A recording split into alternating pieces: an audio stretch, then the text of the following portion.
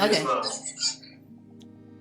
Hey! Stop. Wow! Stop, y'all. Come on, bro. Stop.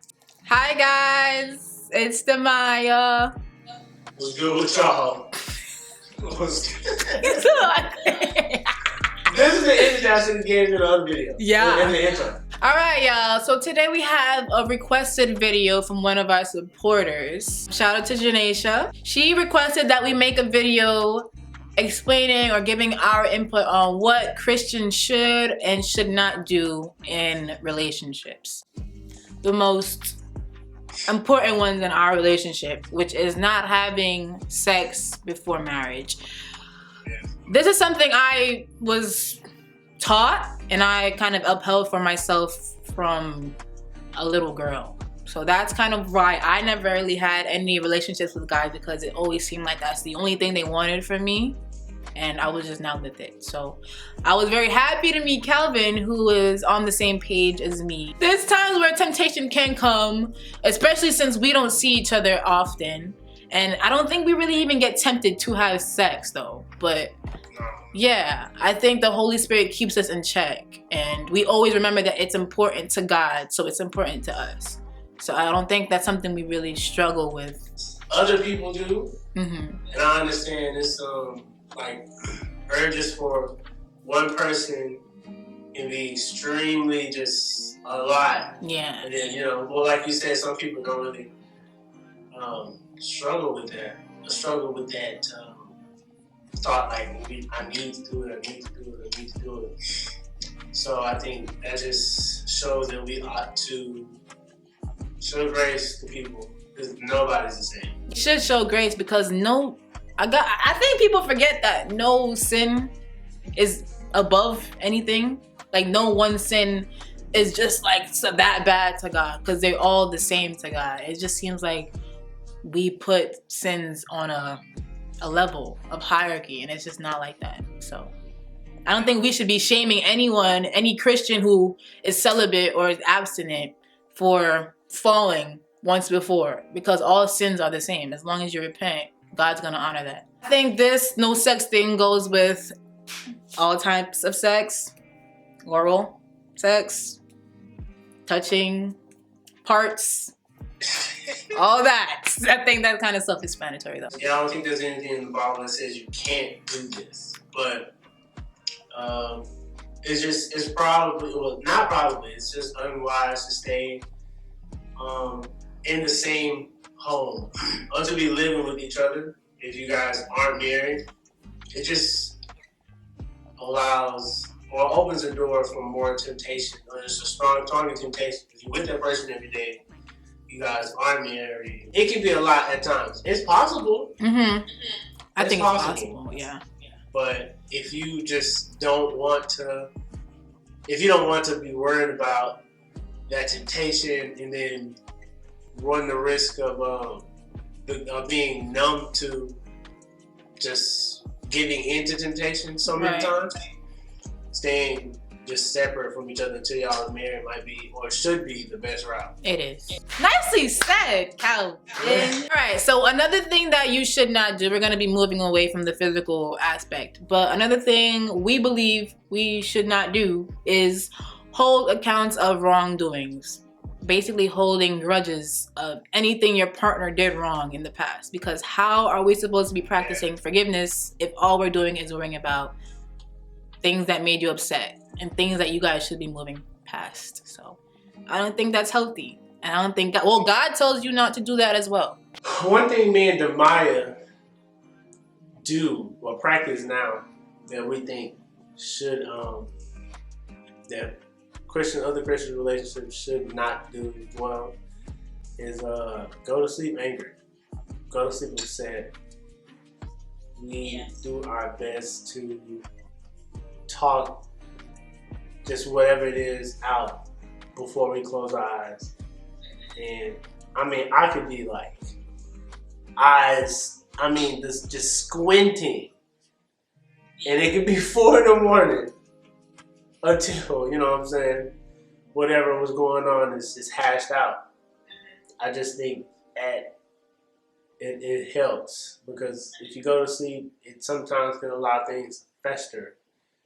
And you might not even be thinking about it, but your subconscious will probably be replaying and replaying, and you wake up in a bad mood, you don't know why. So that's just something we do that we think other Christians should not do. Is go to sleep angry. Definitely had to practice to get there. Like, it wasn't just like, oh, this is easy. We went through our own trials, and every time it's just like, I want both of us to make sure the other partner is fine.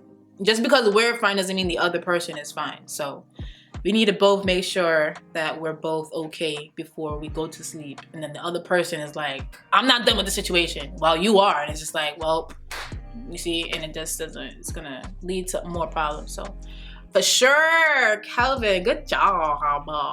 The last one that we said you shouldn't do is let outsiders know your internal problems or business. This is not to say, like, if you need wisdom in an area, you can't ask for advice from someone who probably is an expert in that area, someone who's probably not struggling in that area.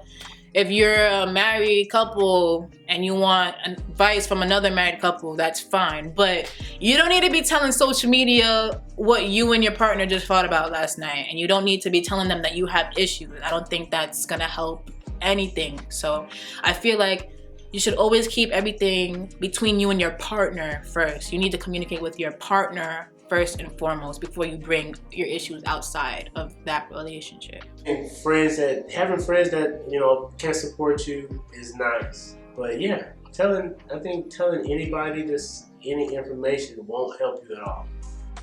Go to people who are wise. Okay, so now we're gonna move on to the things that you should do. First one is just practicing biblical love, not love that the world is telling you is love.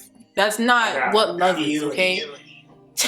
I'm telling you. The whole love is patient, love is kind, love does not boast, love doesn't envy, love doesn't hold account of wrongdoings, love does not, you know what I'm saying? All that. Not love gets money and buys you gifts and flowers. Love is being there and choosing to love the person despite whatever is going on. Love is choosing that person every single day. So, oh, you should have told me your camera turned off.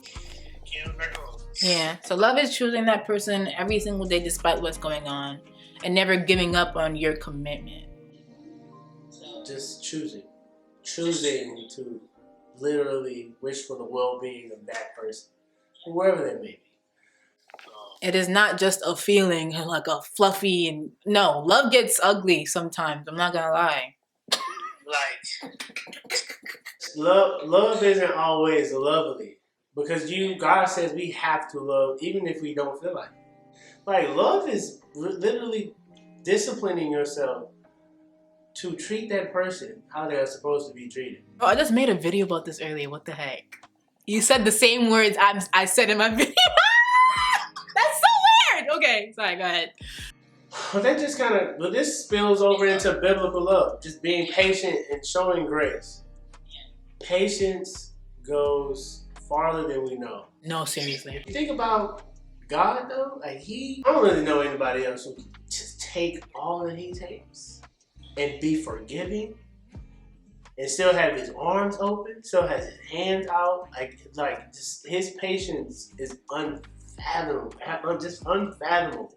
Demai has a video where it talks about like some Christians say, "Oh, I don't struggle with that. I don't struggle with this." Give people who do struggle with sins you don't struggle with grace, because God shows us grace every single day. Okay, so the next one, we practice this, and I feel like it helps us, and I don't even realize how much it does help us, but praying together is very powerful. I don't know if a lot of people know that, but not only is praying for someone really nice, but praying with someone you actually really care about and love is like even better, you know? It helps us when we're going through tough times. It helps us remember that God is a miracle worker and he can solve all our problems, that he's our foundation, and as long as we're keeping him in the center of our relationship, we can get through anything, good or bad. So I love that we pray together. I really do. And there are a couple days where I'm like, if we don't, I'm like, oh no, it feels like wrong. It's like, oh nah, we just forgot to pray together. Like, so definitely something that you guys should do. Well, you just see how vulnerable someone else is when they pray to God. And it's just, I think it's beautiful. It's beautiful. Like being intimate with God and with someone else, you literally get to see how their heart feels and how they pour their heart out to God. So yeah, I love that. I love that we do it. Communication is nice, but comprehension has to be coupled with communication, because you can just be talking to a wall and nothing would get understood. So that means nothing got solved. That's really all I have to say about that. No, that is literally straightforward. It's straightforward. If you're not willing to at least understand where your partner is coming from, especially if they're coming to you with something that is wrong or an issue that they had a problem with, nothing's ever gonna get solved. You have to at least open up and try to understand and then act on what they're saying. You can't just say, yeah, I get it, but then nothing changes. You have to provide some action behind what you're saying as well, I believe. Another thing a lot of people be struggling with is apologizing. It's pride. If you can't apologize for when you're wrong, we're all wrong. I'm sorry, ladies, we're wrong a lot of the time too. It's not always the men that has to apologize. So I don't think I have a problem. I apologize to Calvin all the time, okay? Because sometimes I'll be messing up. Sometimes I'll be acting up. Sometimes when I'm upset, I'll act in a way that I'm not proud of. And I don't ever want him to feel like he's not loved by me if I just look at him with a stank face. Like, I don't want him to feel like that. So I acknowledge where I'm wrong. I'm self-aware. And if he tells me that he doesn't like something, I apologize for it. So I think that's something both partners should start doing. Apologizing. Killing that pride, because it'll take your relationship way farther. And other partners, when your partner does apologize, accept it and move on. There's no point in holding a grudge or making them beg or dragging the situation out. If you already know, like, all right, he means it, she means it, let's move on. I think, well, both of us are really apologetic. Yes. We just don't like hurting each other. It's really evident how much we don't want to hurt each other and we don't like to hurt each other. So I think apologizing just comes naturally to the both of us, because it hurts us to hurt the other person. When you care that much, bro, it's like, all right, forget all that other stuff. I apologize. I'm sorry. You know what I'm saying? But actively apologize. I think apologizing is like repenting. Just turn from whatever you're apologizing from. Just don't step back into it. But even if you do, that's where that grace comes in. Calvin shows me a lot of grace. This is one that I just started in this relationship with Demaya. Yes! Tending Yes! to the other, tending to your partner's love language. Tend to the other's love language. Go ahead, speak on that. Go ahead. So I think me and Demaya are very fortunate. We have the same, or at least the same top two, which is quality time and words of affirmation. I mean, if it were different, I would just have to adjust because I would want you to feel loved.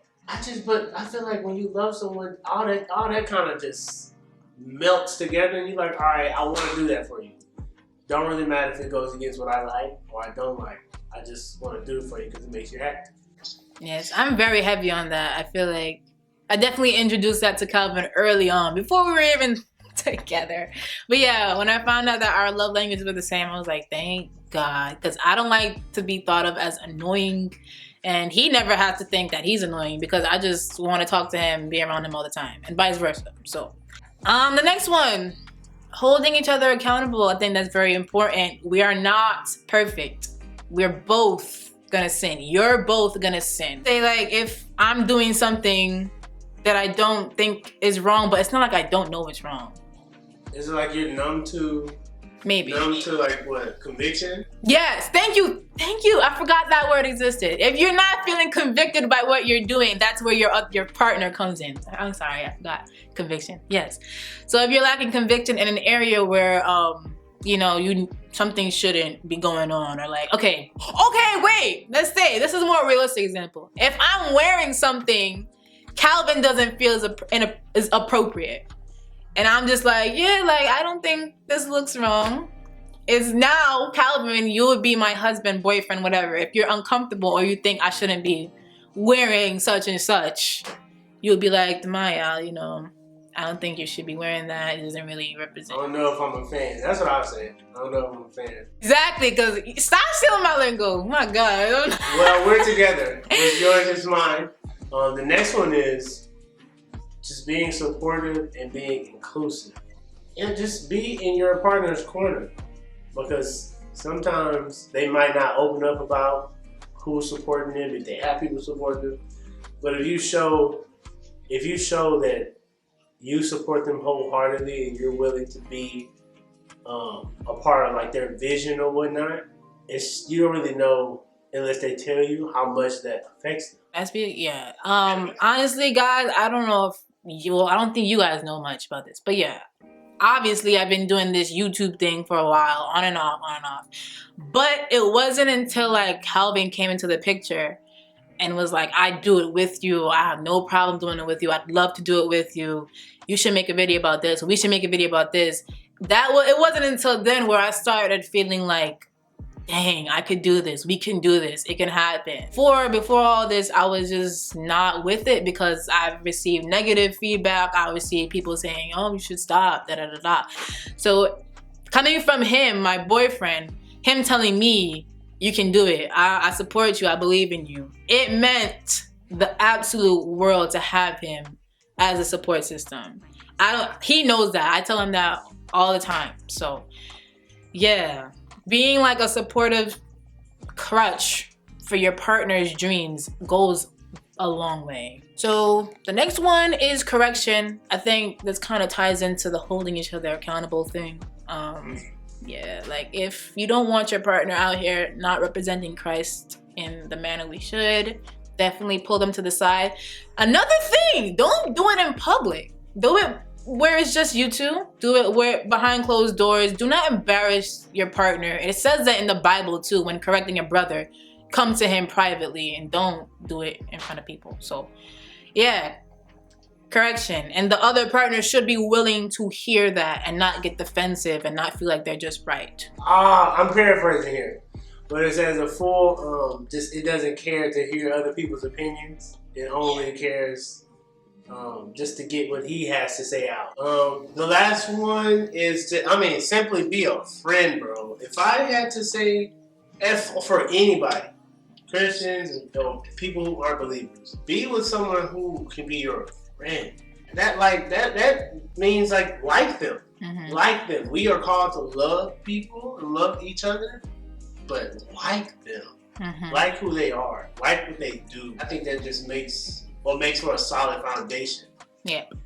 That's it. That's all I have to say about that one, bro. I think, yeah, we forgot this one, but I think everybody knows one. Being equally yoked. That's it. Yeah. Most definitely. Most definitely. Be equally yoked. Y'all should be on the same page. You're going to struggle if you're trying to be with somebody who don't believe in Christ. Yeah. It's not going to work. Okay. So that's it. That's our list. It was kind of a long list, but I think we ticked off a lot of the important things. And if we missed something, leave it down in the comments. But yeah, this is the end of the video. We hope you guys enjoyed this video. Leave a like and subscribe to our channel. And we definitely will be coming out with more content soon. You have anything to say, Calvin? Represent Christ, bro. I'm so weak. Represent Christ. That's about it, bro. Okay. Guys. It's a wrap, cuz. All right.